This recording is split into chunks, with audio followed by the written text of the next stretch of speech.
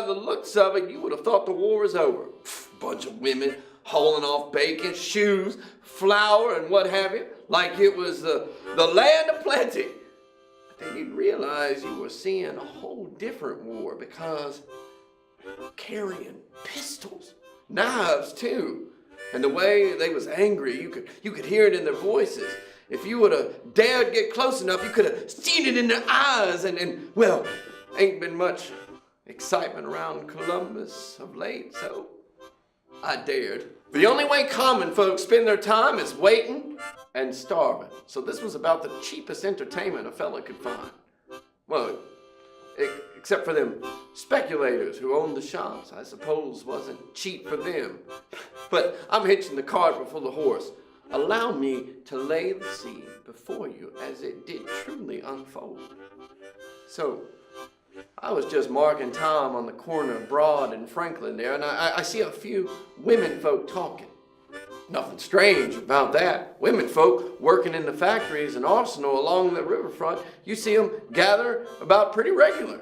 Swapping news about the war, commiserating about loved ones killed in the fighting, looking for news on where to procure necessities such as salt, cloth, bacon, whatnot. And then a few more, and a few more, and a few more, till there was a whole crowd rounded up. And then one of them, the head hen, takes a stand in front of them, says a few things about womanhood and such, you know, starting the fire. And then I knew I had to keep watch when this happened. All of them start raising pistols in the air, like regular bandits they were. Well, that's all I needed to see to know that what they was planning. I'd heard talk about riots everywhere else. People beyond desperate nowadays. But I ain't stuck around one place long enough to see one till this. Whew, what a sight. So they start marching. And they had a mean march, just huffing and puffing, cursing down the street. Woo-hoo! And my first thought was, good for them! After everywhere I've been with not a thing done, I was glad to see someone taking a stand. See, being a stevedore, working fall line towns up and down the rivers, Augusta on the Savannah, Macon on the Okmulgee, Milledgeville on the Oconee, and of course Columbus here on the Chattahoochee, I seen the way the system works. I load and unload what cargo the planters and speculators try to slip through the blockade. And I know there ain't nothing the poor can afford and nothing the rich can't have. Confederate currency ain't worth the road apples left by a horse. Oh, I better not say that too loud.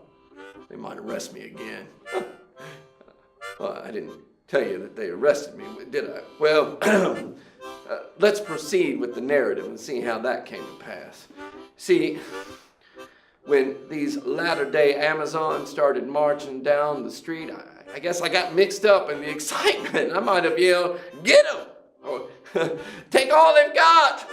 Feed yourselves! Get them! Get them! Get them!" Oh, it was maybe something like that. I can't quite remember. They took all they could from some Mr. Norris's dry goods store, and police come. The women left with what they could carry, which was quite a lot. And who did they arrest? Guess. That's right. They arrest me, saying that the ladies wasn't encouraged by vagabonds. That's what they called me and the other spectators, vagabonds. Well, they said if we didn't encourage them, none of this would have happened. Apparently, saying words aloud is a crime nowadays. And you know who didn't get arrested? All these women. And then I said to them, none of this would have happened if they didn't have to starve. Well, the constabulary didn't take kindly to that, and I was put in jail for a short time. To be honest, it wasn't so bad. Just another place to wait. See, if them riots are saying anything, it's this. Folks are tired of waiting.